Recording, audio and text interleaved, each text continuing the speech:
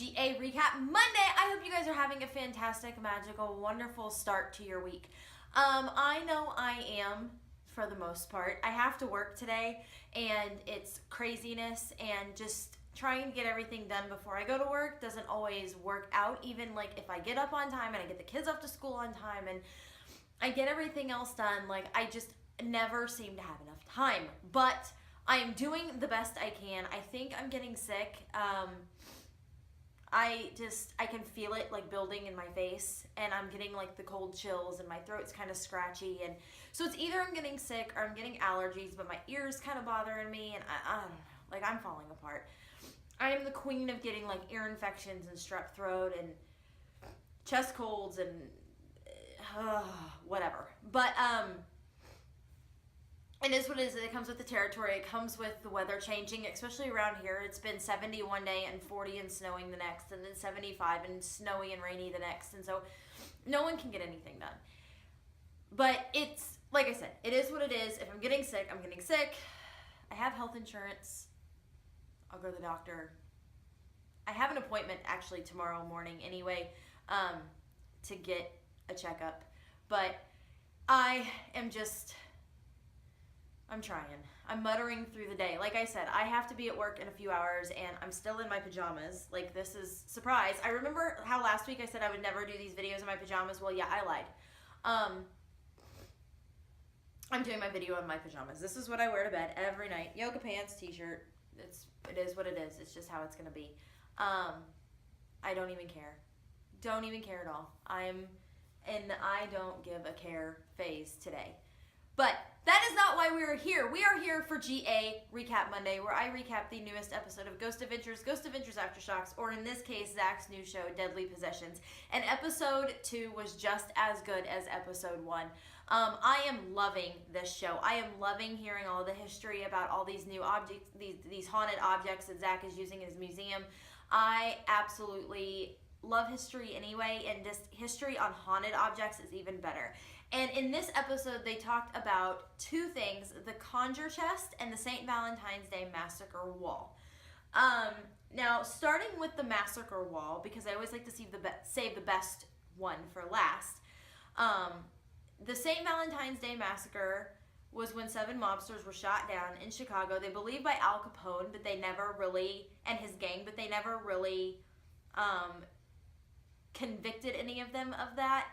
And the St. Valentine's Day, a portion of the wall is actually in a museum in Vegas, and a guy shows up with like a briefcase and a picture, and I swear to God it was Robert De Niro. Like, I don't know, like this was weird. It was creepy. It was creepy. He was a creepy dude, and he shows up, kind of scares Zach a little bit, talks about this picture, talks about the wall, and then that prompts them to go and investigate at the Mobster Museum, which I love about this show, because they not only do interviews with like people involving the items, but they investigate to try to see for themselves if there's something attached to the object, which I love. It's the perfect meld between Aftershocks and a regular episode of Ghost Adventures.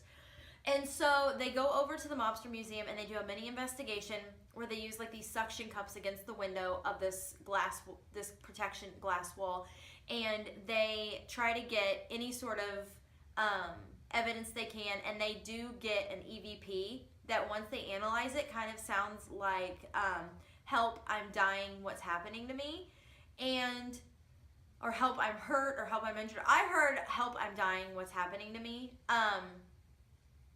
which could be the spirit of one of the mobsters that was killed, and after he got shot, he's kind of in that state of panic. Other than that, they didn't get a lot of evidence, but I mean, they weren't there very long either. It was kind of just a mini investigation, but it was really cool to see something like that, and to know that it would have some sort of like a residual energy, you know, to it because of the whole situation around it. It was just a really cool piece of history. But the best part of the episode for me was when they talked about the Conjure chest. Now, I've done my own research on the Conjure chest beforehand. I had to do a paper in college on something that interested me, and I chose haunted possessions. I thought, and trigger objects. I thought that it was a really cool topic to do, and so I actually talked about the Conjure chest in part of my paper. And the Conjure chest was originally built pre-Civil War by a slave owner named Jacob Cooley, and it was actually, well, it was requested by the slave owner. It was built by one of his slaves, and when it was built with the intention of being given to his son for his birth. That was like a celebration of birth, and back in those days, that's kind of how they did things. They would present the mother with a new wardrobe for the baby, or a crib, or something big, and something that could be a family heirloom. And so they built this chest of drawers for his clothes, and the slave owner did not like the way that it turned out. So him being an evil man, he actually beat the slave to death. And the family of the slave actually put a curse on the chest that anybody who would use the chest in that family would be cursed for the rest of their lives. And sure enough, shortly after the baby was born, they put the baby's clothes in the chest. Even though he didn't like it, he still used it, still displayed it. They put the baby's clothes in the chest to house them, and the baby died shortly after.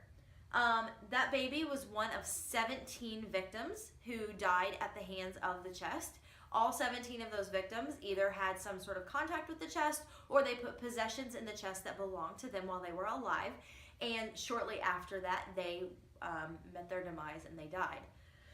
The 17th victim was actually a woman named Sally, who was a member of the family, the slave family, that put the curse on the chest. And they asked her if she knew how to take a conjure off of a chest, or off of something.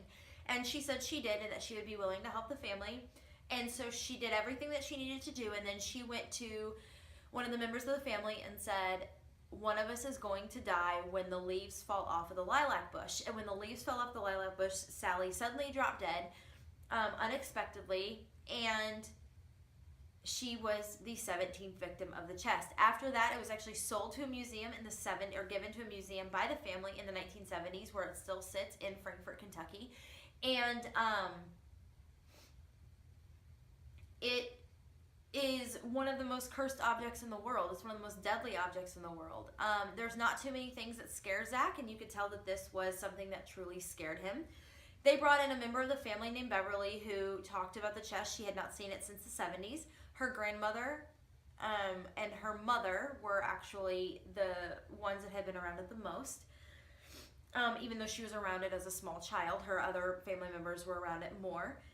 And you could tell that it really bothered her to be around the chest, and that it was not something that she was particularly comfortable with. But she agreed to do a little mini investigation with them around the chest, and so they opened the chest. They got to see the owl feathers and the things that they used to remove the conjure that's now part of the exhibit with the chest. And nothing with the EMF meter really spiked around the chest, but when they got to Beverly, the EMF detector started going nuts. It would spike and peg out, so that means that the spike was all the way over. And they started naming names. So they said Sally, and there was a little bit of a spike, but then they said Eliza, and it spiked way, way big. And that was actually her great-grandmother. So it would have been Beverly's great-grandmother, her grandmother's mother. It was either her grandmother's mother or her grandmother's grandmother. So it was either her great-grandmother or her great-great-grandmother. But for whatever reason, Eliza's spirit was the one that was around the chest the most, and was actually around Beverly. When they put it over to Jay, there was no spike, but they put it back over to Beverly, and it would go nuts. So there's something in the chest that, there's something in the family. It is for sure attached to the family. And Beverly was just blown away by that. And you could tell that she was just overly uncomfortable, which I would be too. First of all, I would be too. You know, I always get freaked out by older stuff. I think that it's really cool. Like, I love antiques and I love seeing them, but like when I go to like flea markets or antique shows or like auctions, and you know, you buy all this like cool looking stuff, you always want to know what the history is, and you're always worried, does it have an attachment? Is there a reason they're getting rid of it? Is there a reason that people are so eager to get rid of it? And it's always like one of those scary like unknowns for me. And luckily enough, I've never really had anything in my home that like was haunted. You know, there's a couple of things in my house that pop up from time to time. I have a blanket that was given to me as a Christmas gift, and it's actually made out of the clothing that my grandfather used to wear, who was very close to me. My grandfather and I were extremely close. And one of the blankets went missing. I have two. I got one for Christmas originally with the rest of my family. My mom, my aunt, and I all got one. And then when I moved into this house, that blanket went missing, and we couldn't find it forever and ever and ever. And I was like, okay, something is being messed with, because I had all the blankets in a box, and I had everything organized, and it was not there. I could not find it, could not find it, could not find it. About 6 months after I moved in, Christmas time rolled around, my grandmother actually had another one made for me. And then about 3 months after that, the mysterious missing blanket decided to make its presence known in the exact spot that it should be in, which is there's a black cabinet right over here. I don't know if you can see it or not. But there's a black cabinet over here on this wall that I keep all of my like special blankets in, and it was in the bottom drawer, and it was right there. And I was like, there's no way, like we would have known that we folded it and put it in there. So I don't necessarily think I have like haunted trigger objects. I think that I have my grandpa messing with me, and like he hid it somewhere in a place that we would never look, and then he put it there, whatever. But I always think it's really cool to like get those kind of objects, and so it's one of the reasons that I love this show so much, because you're learning about this history of all these things, and it shows you that it's not just locations that can have spiritual attachment. It's stuff too, and it's just a really awesome concept, and I'm so glad that Zach decided to make this show, because I think it's going to give people an insight into the paranormal even further, and it's going to give people an insight into stuff that they hear about all the time but may not really know a lot about. So I just think it's really, really awesome, and I cannot wait for episode 3. But that is all I have for GA Recap Monday. I will be back on Friday for GA Flashback Friday, where I recap the past episode of Ghost Adventures. Until then, stay happy, stay healthy. I'm gonna go to work. Much love and happiness, guys. Bye.